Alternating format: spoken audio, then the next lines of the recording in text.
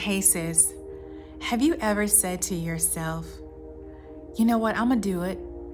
I'll get it done as soon as I get finished with this.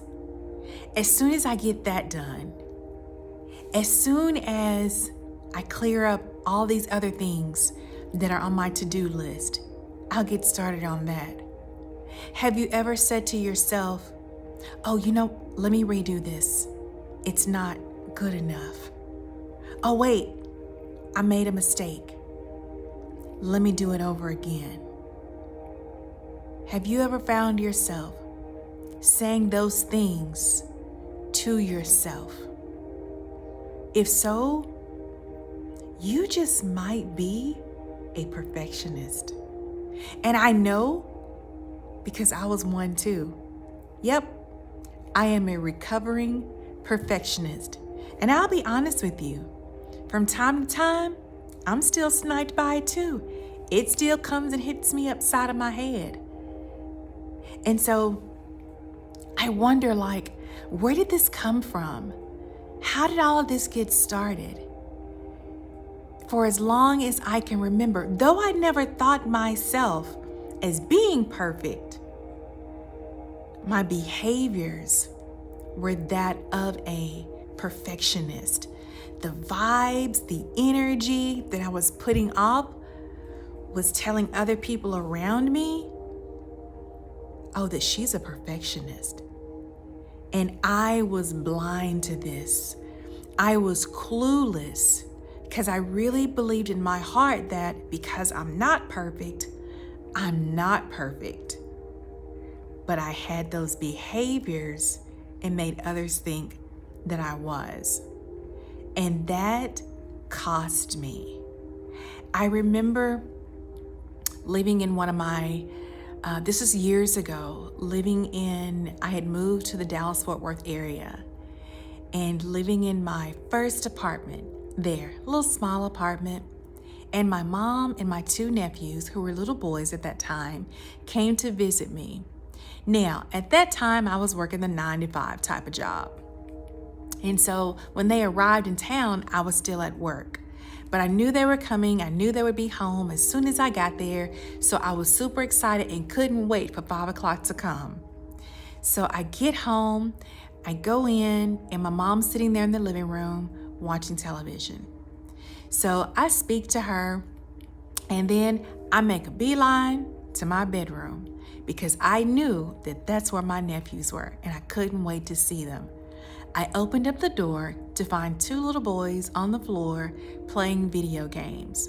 So I speak to them and start engaging with them. And the oldest one, he just kept playing the game. But the little one, he turned around and he looked up at me because I was standing over them. He looked up at me and he looked back down and he said, "Do you always have to be perfect?" And I was like, whoa. I'm not perfect. Why you say that? He just turned right back around and started playing his video game. Now, they were little boys. They're grown young men now. But I've always remembered that. So fast forward that to my next career, which was education. It's probably about year 2 or year 3. I remember a veteran teacher saying, "I don't trust you." And I was like, oh, clutch the pearls. But why? You don't even know me, but why? And she said, nobody's that perfect.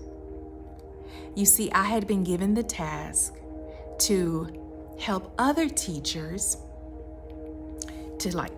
with their classroom management and sharing ideas, different reading strategies with them. Now, mind you, I'm only in my 2nd or 3rd year of doing this, but I was in the position of sharing some of the great things that were going on in my classroom with other teachers, including those who had been in the game for 20 plus years at that time. And this one, she was bold, y'all. She called me out. I don't trust you because nobody's that perfect. Again, I never considered myself as perfect. But unbeknownst to me, it was my behaviors that were giving other people the perception that I was perfect. And as I sit and I think about all of these different behaviors that maybe had given them that idea, I was like, maybe they were right. I remember I would spend hours setting up my classroom in the summertime before the next school year started. Hours.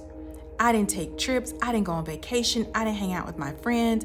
I didn't go home to visit family. I was right there during the summertime when those school doors were open and I was allowed to go in there. I was right there setting up my classroom. Everything was perfectly color coordinated. Everybody had their own bin, their matching journals, and their little matching colored pencils. The carpet had to match. My little rugs that I put out in my room, my little reading stations that I set up, everything had to match. So when you walked in, it looked like the perfect classroom. That hit me hard. That hit me hard. And sometimes, I now know that sometimes it was my appearance. My hair was done. I dressed nicely. At that time, you found me wearing dresses to school because that was the professional look to me. Well coiffed, dope, fly, always on point, always a 10. And I never knew that all of that was sending out this message that, oh, she thinks she's perfect. She's a perfectionist. So I've been sniped and I didn't even know it. And that's the way a lot of these behaviors that stem from limiting beliefs, these sabotaging behaviors that we don't even realize how they are hurting us, but they do. I had difficulty establishing relationships with people during that time because it was hard for them to relate to me because they saw perfect. And they weren't perfect. Well, neither was I, but they thought that I was because my behaviors painted that picture. So those are the vibes that I was giving off to others. Not only did it cost me relationships, the time and the energy. I told you, no vacations, missed times with family, hanging out with friends. It cost me time of writing things perfectly. And when I mess up, you balled it up, throw it away, and start all over. Time. It cost me time. It cost me energy. It cost me relationships. It cost me opportunities to tap into other people, opportunities for advancement, because I thought that the perception was that I was perfect, that I didn't need anything, but I did. During that time, I needed somebody to call me out, to let me know. But now I do know that how I showed up then, how that impacted me.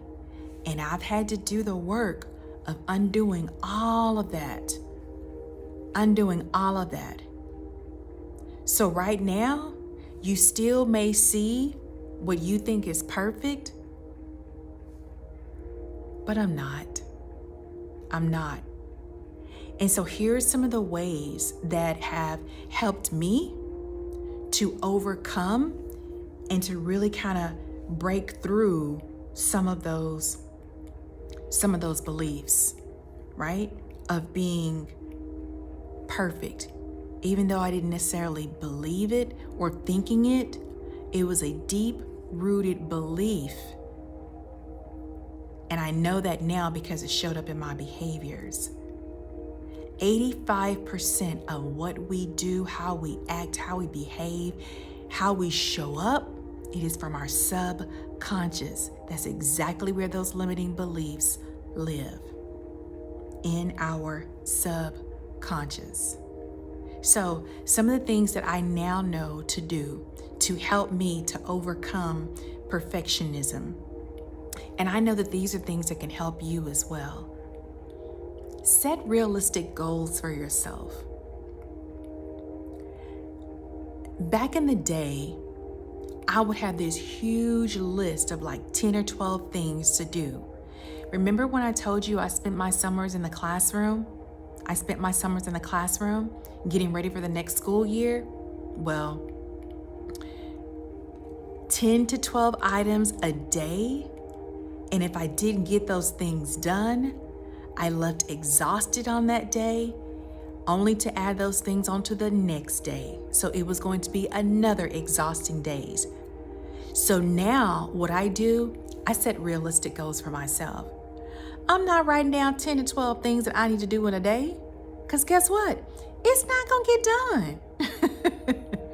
If it is, it's going to be little bitty things. I promise you, like take the trash out or wash the dishes. Little bitty things. But big projects, I don't do that to myself. Because when I don't hit that mark, I used to be so overcritical of myself. So I now know to chunk it, to break them down into smaller pieces. And this season, I'm sharing with you. So that's creating content to help you in things that you may be facing. Just dropping jewels, right? I know I can't sit here for 10 to 12 hours a day and do that. So that's not even going to be on my list. I might sit down for maybe an hour to share some things with you, and hopefully those things help you. So I had to break those things down into smaller chunks. Something else that has helped me over the years, remember before when I said back then, I needed somebody to call me out. Y'all, I got accountability partners all the way around me right now.